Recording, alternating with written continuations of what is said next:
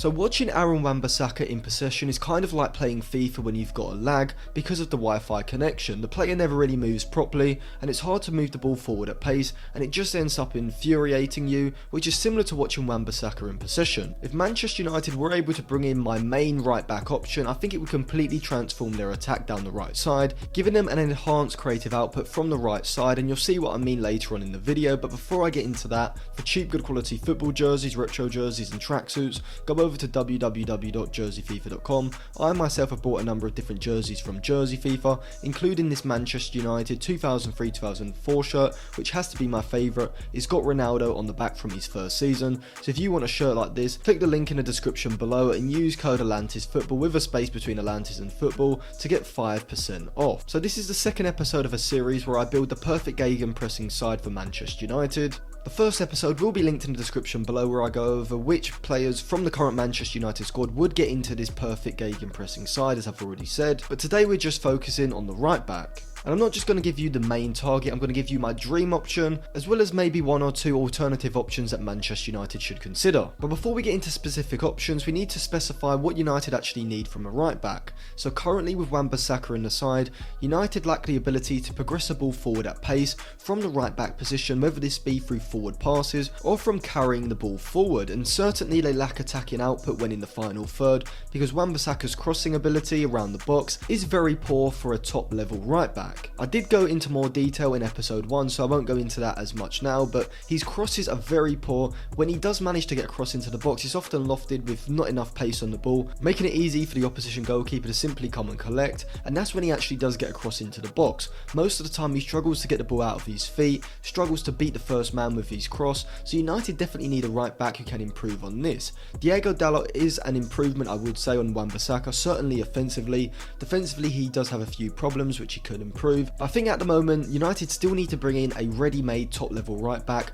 Dalot can be the understudy and can improve over the next few seasons, but he's not ready to be United's out and out starter just yet. So I'm going to come on to my main option and my dream option later on in the video, but the first player I'm going to talk about is Jeremy Frimpong. Now Frimpong is a former Manchester City Academy player who did have 2 seasons at Celtic before moving to Bayer Leverkusen in 2020. Now Frimpong reminds me a lot of Tariq Lamptey because of his small demeanour, his low centre of gravity, his pace and his ball carrying ability. When he receives the ball to feet either in the defensive or middle third, he has the ability to shift it quickly with a quick body feint and drive past the opposition player, progressing the ball forward past the opposition's midfield line. This is a skill that Wan-Bissaka currently lacks. Whenever he receives the ball to feet, it takes him a while to get the ball out of his feet, which just invites pressure from the opposition player and most of the time results in a backwards or a sideways pass. Having Frimpong at right back would allow United to progress the ball forward a lot quicker, and this would aid them when it comes down to breaking deep defensive blocks. But also in the final third, Frimpong is a lot better than Wan-Bissaka. He has the ability to take on opposition players in the final third, which allows him to get the space to then put crosses into the box. And when we look at his FBref report over the last 365 days when compared against every other fullback in Europe's top 5 leagues,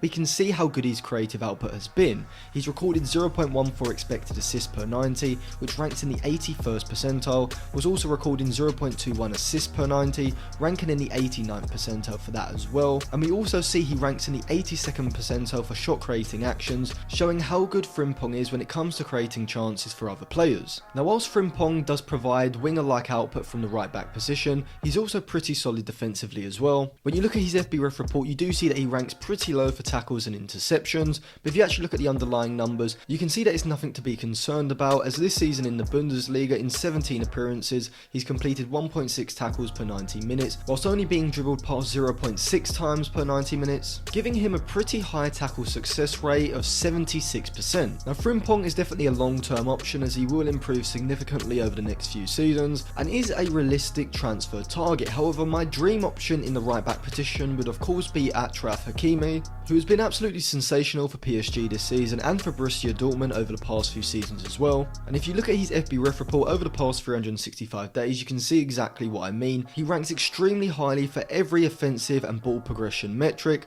ranking in the 94th percentile for expected assists, the 87th for non-penalty goals, and the 85th for progressive carries as well, just to name a few. His biggest asset is his athleticism, able to motor down the right flank at speed, and this can be crucial for a quick transition in attack, as we saw at Borussia Dortmund when Jadon Sancho played in front of Hakimi. Hakimi's long bursting runs both over and underlapping Jadon Sancho would pull away defenders, giving Sancho the space to drive forward with the ball, and then would give Sancho the passing option of simply playing a ball down the line or in behind the left back as Hakimi makes a run between the centre back and left back, getting Hakimi into a crossing position. And from these sorts of positions, Hakimi's chance creating ability is absolutely top level, as you can see from his metrics. And if United were able to land Hakimi, which I think is very unlikely, then this would give United the same sort of attacking output that we see the likes of Manchester City and Liverpool have, with the likes of Andy Robertson, Trent Alexander-Arnold and João Cancelo in those fullback positions. But as I said, I don't think Hakimi is going to be a realistic option, at least this summer anyway. But before I come on to my main option, just a reminder that I do have a Patreon where for £5 per month,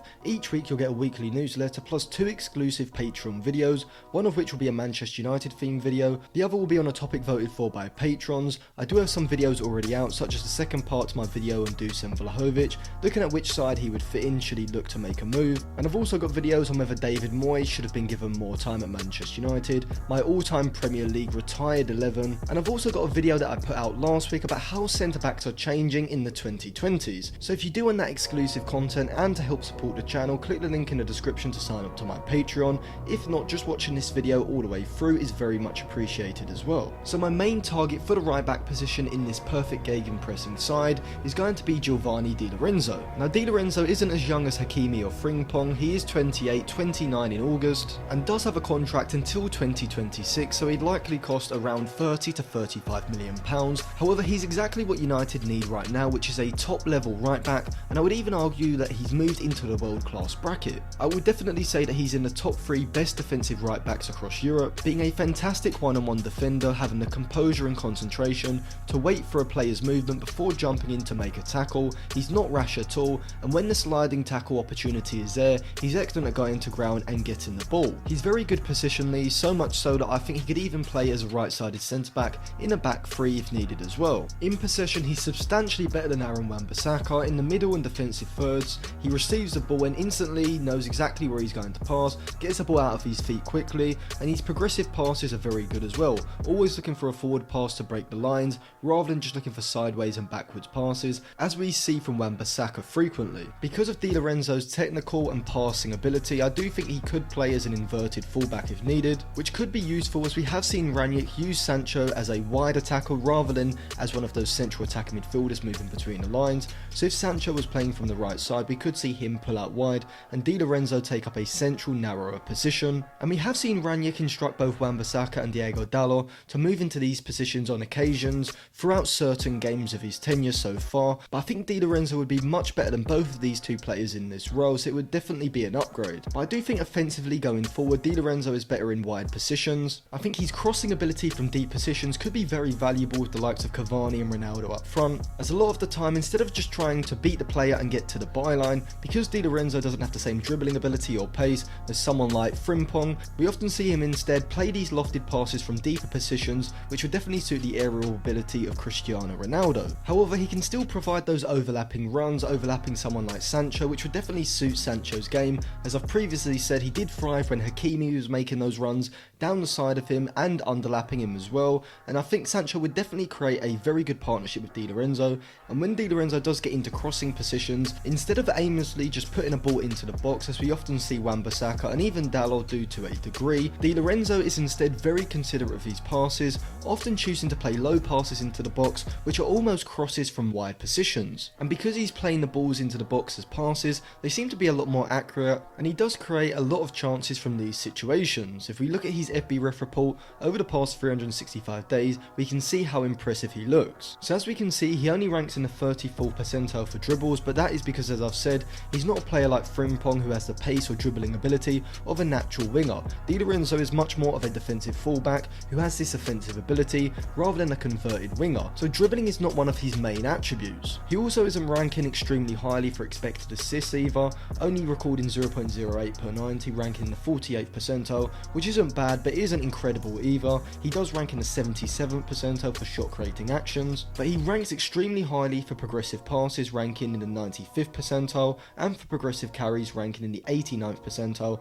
and these are the crucial stats, as progressive carries and progressive passes show how good a player is at moving the ball further up the pitch, and Dilorenzo is exceptional at doing this both with the ball at his feet and through his passes forward. The reason I like these metrics so much is because this is what's going to help United break down deep defensive blocks, which is what they've been struggling against, and particularly in a quick transition and attack like what Rangnick's trying to implement at Manchester United. You need players in deep areas who can either progress the ball forward with the ball at their feet or by playing quick forward passes, which is exactly what Dilorenzo can provide. Now obviously playing at Napoli, he's not going to have as many defensive duels as other players in lower sides, so it's hard to really analyse his numbers for tackles and interceptions, but if you watch him play you'll see what I mean by saying he's very much a traditional Italian defender, very good in one-on-one situations, very good positionally, very combative and aggressive, so defensively there shouldn't be any worries from Dilorenzo. Now his age profile is a lot higher than maybe would be ideal. He's 28, going to be 29 by the start of next season,